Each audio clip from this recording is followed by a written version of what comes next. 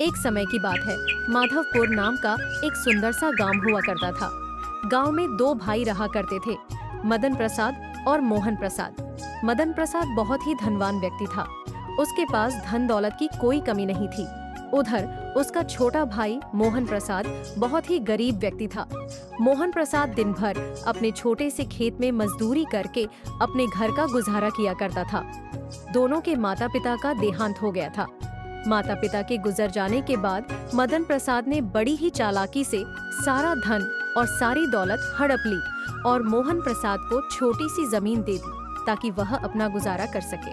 लेकिन मदन प्रसाद इतना सारा धन पाकर भी खुश नहीं था। उसके मन के कोने कोने में धन की चाह भरी हुई थी। उसके पास जितना भी धन था उसे उतना ही कम दिखाई पड़ता था और अब उसकी नजर अपने छोटे भाई मोहन प्रसाद की जमीन पर थी।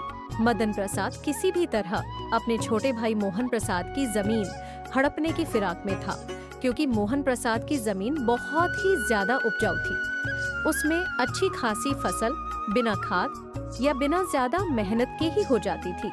जमीन से उपजी फसल से मोहन प्रसाद के घर का गुजारा और उसके बेटे की पढ़ाई लिखाई अच्छी खासी चल जाती थी और उन्हें किसी चीज की कमी नहीं होती थी। मोहन प्रसाद उसी जमीन के बल पर ही अपने बेटे को शहर में पढ़ा रहा था। इसी तरह एक दिन मदन प्रसाद मोहन प्रसाद के पास आता है। मोहन प्रसाद अपने खेतों में काम कर रहा होता है। अरे मोहन, कैसे हो भाई? मैंने सुना है कि तुम अपने बेटे को शहर में पढ़ा रहे हो और इतनी थोड़ी सी जमीन में खेती कर रहे हो। बताओ, इतनी कम जमीन में खेती करके भला तुम अपने बेटे की पढ़ाई का खर्च कैसे उठा पाओगे? उसके खर्चों के लिए पैसे कैसे जोड़ पाओगे? क्या तुमने इस बारे में सोचा है? अभी शहर में कितने खर्चे होते हैं ये तो तुम जानते ही हो।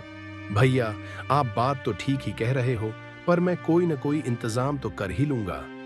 अगर कोई इंतजाम नहीं हो पाया तो मैं सरकारी लोन ले लूंगा, लेकिन मैं अपने बेटे को पढ़ा लिखा कर बहुत बड़ा आदमी बनाऊंगा। उसे मैं अपनी तरह मजदूर नहीं बनने दूंगा ताकि मेरी तरह उसको दर दर की ठोकरें खानी न पड़े। अरे मेरे छोटे भाई मोहन, कैसी बातें कर रहा है तू? मेरे होते हुए कहीं और जाकर पैसे क्यों मांगेगा और क्यों लोन लेगा? अभी तुम्हारा बड़ा भाई मदन प्रसाद जिंदा है और जब तक मैं जिंदा हूं, मेरे होते हुए ऐसा कभी नहीं होगा कि तू कहीं और जाकर पैसे मांगे। आखिर मैं तुम्हारे कब काम आऊंगा? भैया, आप क्या कहना चाहते हैं? मैं कुछ समझ नहीं पा रहा हूं। मैं तो बस इतना चाहता हूं कि तुम अपने बेटे की पढ़ाई के लिए पैसे मेरे होते हुए किसी और से क्यों मांगोगे? भला मैं तुम्हारे साथ कब काम आऊंगा? मेरे होते हुए तुम किसी और से पैसे मांगोगे? क्या तुम मुझे अपना बड़ा भाई नहीं समझते? आखिर मैं तुम्हारा बड़ा भाई हूं। मैं तुम्हारी मदद करूंगा, मैं तुम्हें पैसे दूंगा। सुनिए भैया, मैंने आज तक कभी आपसे या किसी भी गांव वालों से किसी भी तरह का उधार नहीं मांगा है, तो अब मैं उधार कैसे ले सकता हूं? अरे नहीं नहीं, कोई बात नहीं। तुम मेरे छोटे भाई हो, तुम मुझसे पैसे ले सकते हो और बदले में तुम अपनी इस जमीन को मेरे पास गिरवी रख देना, जिस तरह बाकी गांव वाले अपनी जमीन मेरे पास गिरवी रखते हैं। भैया, मैं आपके पास अपना खेत गिरवी नहीं रख सकता हूं। इसी खेत की बदौलत मैं अपने बेटे राजू को शहर में पढ़ा रहा हूं और मेरे घर का गुजारा करने का जरिया मात्र यही एक खेत है। इसलिए भैया, आप मुझे माफ कर देना। मैं आपको यह खेत नहीं दे सकता हूं और मुझे पूरा विश्वास है कि मैं इसी खेत से एक दिन अपने बेटे राजू को पढ़ा लिखा कर एक बड़ा आदमी बना दूंगा। मुझे माफ कर देना भैया, मैं आपके पास अपना खेत गिरवी नहीं रख सकता। ये सुनते ही मदन प्रसाद बहुत गुस्से में अपने घर वापस चला जाता है। वह अपनी चिकनी चुपड़ी बातों से कुछ भी नहीं कर सका। उधर मोहन भी अपने काम में लग जाता है। इसी तरह कुछ दिन बीत जाते हैं।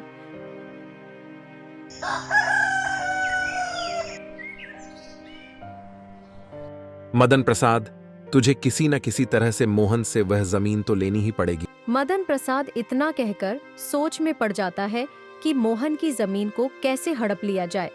तभी मदन प्रसाद के दिमाग में एक तरकीब सूझती है और वह मोहन के घर चला जाता है। अरे मोहन भाई, मुझे तुम्हारी खुददारी देखकर बहुत अच्छा लगा। मैं तुम्हारा बड़ा भाई होने के नाते तुम्हारी मदद करना चाहता हूं और तुम भी मेरी मदद लेने से इनकार नहीं कर पाओगे। अगर तुम मुझे अपना बड़ा भाई मानते हो तो तुम मेरी मदद लेने से इनकार नहीं करोगे। ठीक है मदन भैया, कहिए, आप मुझे क्या कहना चाहते हैं? भाई, अगर तुम चाहो तो मुझसे पैसे मत लो और ना ही अपनी जमीन मेरे पास गिरवी रखो। भाई, तुम एक काम करो, गांव के दूसरी तरफ मेरी जो एक जमीन है वह तुम्हारी जमीन से 5 गुना बड़ी है। तुम एक काम करो, कुछ दिन उस जमीन पर खेती कर लो। उस खेत में हमेशा फसल अच्छी होती है, जिससे तुम्हें काफी मुनाफा होगा और उससे मिले पैसे से तुम अपने बेटे की पढ़ाई पूरी कर पाओगे। इसके बदले में मुझे कुछ नहीं चाहिए, बस एक छोटी सी बात है कि जब तक तुम मेरी जमीन पर खेती करोगे तब तक मेरी जमीन तुम्हारे पास रहेगी और तुम्हारी जमीन मेरे पास रहेगी। अच्छा ठीक है भैया, मुझे आपकी बात मंजूर है। आप जैसा कह रहे हैं मैं वैसा ही करूंगा। मैं इस बार आपकी जमीन पर खेती करूंगा। मोहन न चाहते हुए भी बड़े भाई मदन प्रसाद की बात मान जाता है। मदन प्रसाद बड़े ही चालाकी से अपने छोटे भाई मोहन से जमीन के कागजों पर उसका अंगूठा लगवा लेता है। क्योंकि मोहन को पढ़ना लिखना नहीं आता था, इसलिए वह उन बातों से अनजान था कि उन कागजों पर क्या लिखा है। ऐसे ही कुछ समय बीत जाता है। एक दिन मोहन खेत पर काम कर रहा होता है। अरे चल भाई मोहन, आज का काम तो पूरा हुआ। मैंने बाजार से लाए सारे पौधे खेत में लगा दिए हैं। देखो तो कितने हरे भरे और सुंदर सुंदर दिख रहे हैं। बस कल सुबह का इंतजार है। मैं कल सुबह आकर इन्हें फटाफट सींच दूंगा। चलो, अब मुझे भी घर चलना चाहिए। दिन भर खेत में काम करते करते मैं बहुत थक गया हूं और मुझे बहुत जोरों की भूख लग रही है, इसलिए अब मुझे चलना चाहिए। आज भाग्यवान को बोलूंगा कि मस्त पालक और पनीर की सब्जी बनाए। फिर मैं खाना खाकर आराम से चैन की नींद रात भर सोऊंगा। चलो भाई, अब मैं चलता हूं।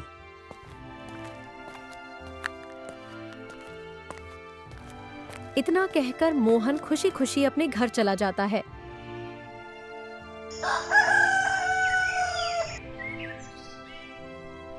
अगले दिन सुबह सुबह जब मोहन अपने खेत पर जाता है तो देखता है कि उसके सारे पौधे मर चुके हैं।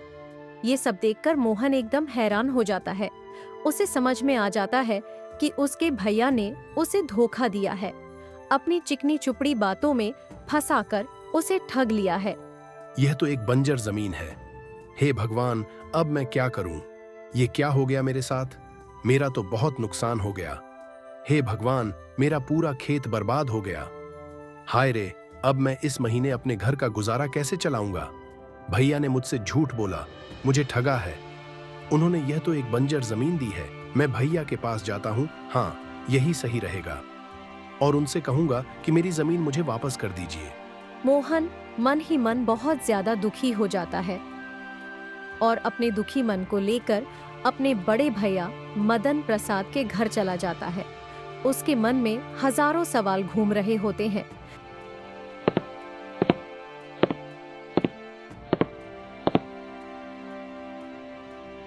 बड़े भैया सुनिए, आपकी जमीन मेरे किसी काम की नहीं है।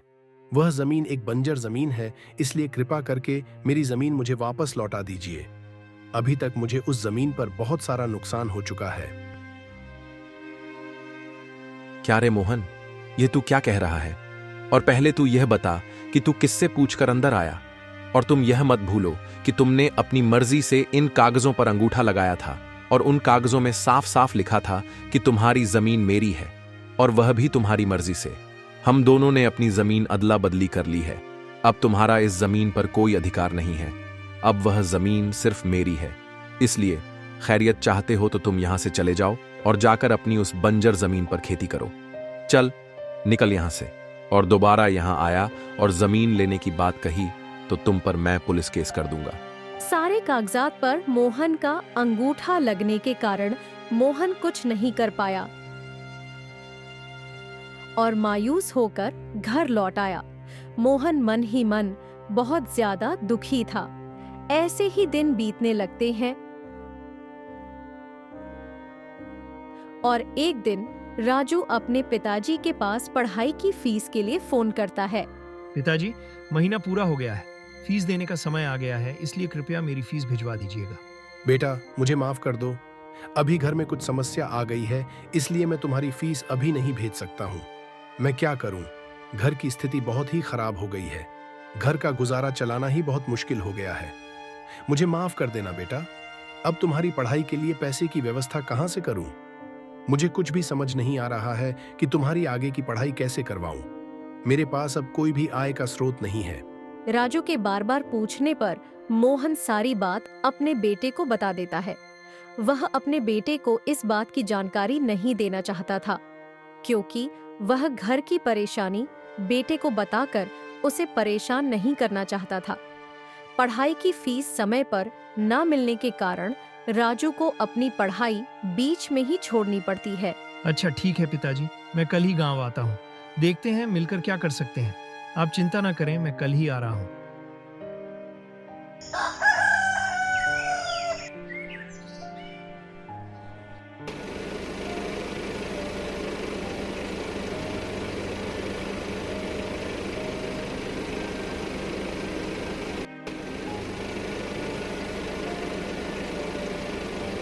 अरे वाह भाई वाह, आहा, गांव की शुद्ध हवा और ये गांव का वातावरण, मजा ही आ गया। शहर में तो सिर्फ प्रदूषण ही प्रदूषण है। गांव का वातावरण कितना शुद्ध है भाई।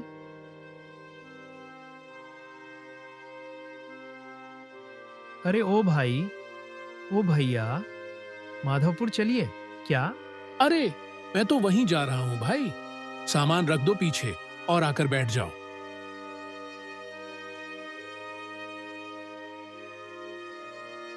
घर पहुंचने के बाद मोहन राजू को सारी सच्चाई बता देता है कि किस तरह मदन प्रसाद ने उसकी जमीन हड़प ली। अच्छा तो ये बात है। चाचा को तो मजा चखाना ही होगा। पिताजी मेरे पास एक तरकीब है, मैं जैसा कहता हूँ वैसा ही करिए। राजू सारी तरकीब अपने पिताजी को बताता है। फिर दोनों बाप बेटे रात होने तक का इंतजार करने लगते हैं।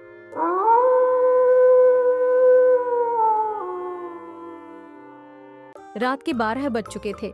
उस समय सारे गांव वाले सो रहे होते हैं कि तभी दोनों बाप बेटे एक एक घड़ा लेकर अपने घर से बाहर निकलते हैं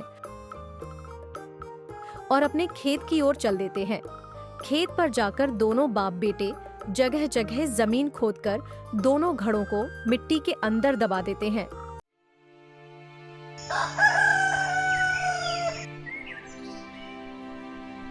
अगले दिन पूरे गांव में यह बात फैल जाती है कि खेती करने के दौरान मोहन को उसके खेत में 2 सोने से भरे हुए घड़े मिले हैं। गांव के हर कोने में सिर्फ मोहन की ही चर्चा हो रही होती है। जिसे भी देखो मोहन की ही बातें कर रहा होता है। अरे भाइयों, क्या तुमने सुना? आज मोहन के खेत से 2 सोने से भरे घड़े निकाले गए हैं। अरे हाँ भाई, मैं तो देखने भी गया था। सच में 2 सोने से भरे घड़े निकले हैं। मोहन की तो किस्मत चमक गई। अब उसके गरीबी के दिन दूर हो गए। भाई, मुझे तो अपने कानों पर विश्वास ही नहीं हो रहा है। अरे भाई, मगर वह तो एक बंजर जमीन थी ना। वहां तो कुछ भी नहीं उगता था। वहां तो कोई भी फसल लगाने पर वह फसल ही मर जाती थी। तो फिर खजाना कैसे निकल गया? अरे ओ हरि भाई, खजाना ऐसे ही जगहों में तो निकलते हैं। मोहन उन सिक्कों को बेचकर बहुत ही अमीर हो जाएगा। मोहन तो अब इस गांव का सबसे अमीर व्यक्ति बन गया है। उसे अब किसी चीज की कमी नहीं होगी। यह बात जब मदन प्रसाद के कानों तक पहुंचती है, तब वह यह सुनकर बहुत ज्यादा बौखला जाता है। आखिर कैसे ऐसा हो सकता है?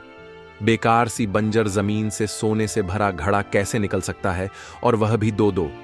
मतलब मदन प्रसाद, उस बंजर जमीन में और भी खजाना हो सकता है। मतलब मदन प्रसाद, इससे पहले कि मोहन उस बंजर जमीन से सारे सोने के घड़े निकाल ले, तुझे वह जमीन मोहन से वापस लेनी पड़ेगी। मदन प्रसाद बौखलाया हुआ तुरंत मोहन के घर चला जाता है। अरे मोहन भाई, मुझे मेरी जमीन वापस चाहिए। मुझे मेरी जमीन दे दो। तुम मुझे मेरी जमीन वापस कर दो और तुम अपनी जमीन वापस ले लो। हमने तो वह जमीन आपस में अदला बदली कर ली थी ना। अब आपकी जमीन मेरी है और मेरी जमीन आपकी, और आपने ही तो मुझसे कागजात पर अंगूठा लगवा लिया था। अब भला आप वह जमीन मुझसे क्यों मांग रहे हो? अब तो वह जमीन मेरी है और मैं आपको वह जमीन क्यों दूं? नहीं भैया, उस खेत से मुझे बहुत ही लाभ हुआ है। मैं आपको वह जमीन नहीं दे सकता। कृपया मुझसे वह जमीन वापस न मांगे। अरे मेरे छोटे भाई, मैं तो उस दिन तुमसे मजाक कर रहा था ताकि तुम उस जमीन पर खूब मेहनत करो, फसल उगाओ और अपने बेटे को शहर में पढ़ा सको। और यह देखो, ये रहे उस जमीन के कागजात। तुम इन कागजातों को रख लो और अब मुझे मेरी जमीन वापस कर दो। राजू मदन प्रसाद की सारी बातें सुनकर बोलता है। आपको आपकी जमीन वापस मिल जाएगी, लेकिन उसे लौटाने से पहले मेरी एक शर्त है जिसे आपको मानना पड़ेगा। क्या क्या शर्तें हैं? अरे राजू बेटा, मुझे तुम्हारी सारी शर्तें मंजूर हैं। बस तुम मेरी जमीन मुझे वापस कर दो। मैं तुम्हारी हर शर्त मानने के लिए तैयार हूं। आपको हमारी जमीन और उसके कागजात वापस करने होंगे। साथ ही उस जमीन को लेने के लिए आपको हमें 10 लाख रुपए देने होंगे, तभी हम आपको वह जमीन वापस देंगे। यह सब कुछ कानूनी रूप से कागजात पर लिखित होगा। तब मदन प्रसाद मन ही मन सोचता है, अरे इन दोनों बाप बेटे को क्या पता कि उन सोने के सिक्कों की कीमत कितनी है। ये बाप बेटे दोनों ही बेवकूफ हैं। ये सिर्फ 10 लाख के पीछे पड़े हैं। बेवकूफ कहीं के। मैं उन सोने के सिक्कों को बेचकर एक ही दिन में करोड़पति बन जाऊंगा। हाँ हाँ हाँ बेटा, मुझे तुम्हारी सारी शर्तें मंजूर हैं। अच्छा तो ठीक है, अब मैं चलता हूं। मैं कल ही तुम्हारे सारे पैसे दे दूंगा और तुम्हारे सारे कागजातों पर साइन भी कर दूंगा।